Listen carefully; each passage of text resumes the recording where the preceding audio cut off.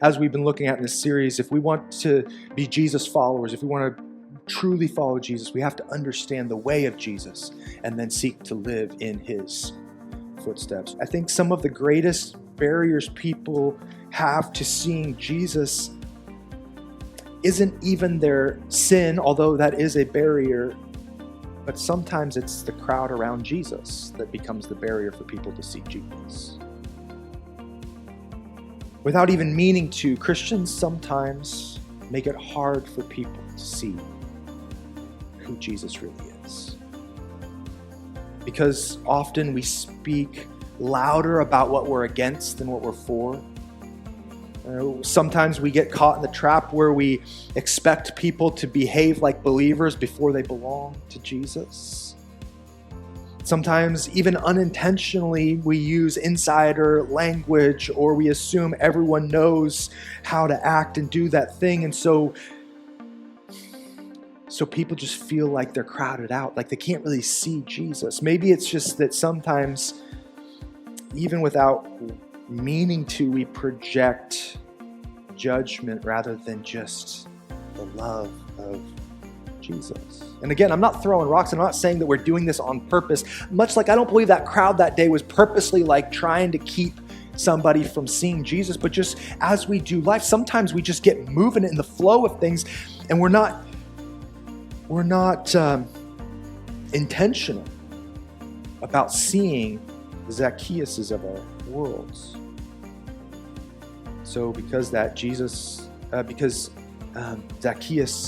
was there, he couldn't see Jesus, and sometimes people who are curious can't see Jesus either. That's why we talk here often at River Hills that our vision of our church is just to lift Jesus higher than anything else, right? Because we want to lift him up so that people can see him clearly, right? We don't want to let ourselves be the guardians of getting in the way of people seeing and beholding Jesus, because we really, really believe this, that when people see Jesus for who he is, we don't have to do any work to make him look more cool or awesome than he already is. He's the King of Kings. He's the Lord of Lords. He's the Alpha and the Omega, the beginning and the end. He doesn't need any of our help to look cool. He needs us to step out of the way so that lost people can see him.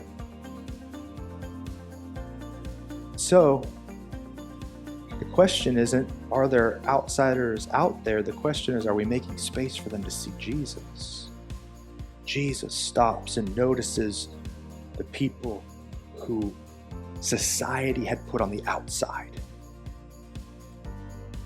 And that matters because I think a lot of people don't feel unseen, they feel unnoticed. Like, we're surrounded by people all the time, yet sometimes feel invisible. Sometimes we show up and we feel overlooked, sometimes close enough to hear about Jesus, but not sure anyone really cares. And in order to actually see people the way Jesus sees people, and a way to do that is to recognize, to be praying daily that we would see people the way Jesus sees people, that we would see the lost the way Jesus sees the lost, to be praying and then going at a pace that allows the way of Jesus to come out in our lives. Sometimes we just get so busy that I just run past every opportunity because I'm not walking the pace of the way of Jesus.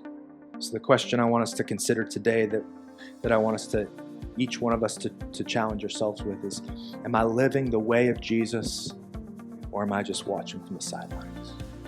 Because when we stop and notice lost people, and our heartbeat is for outsiders to become in, it's amazing what God does. Because it's not about us. It's not our grace that we're offering. It's about inviting people to understand and know the one who can bring real change and real hope. Sometimes I think people just need to hear, hey, I see you. You're known and you're loved. That's the way of Jesus. It's got to be our way too.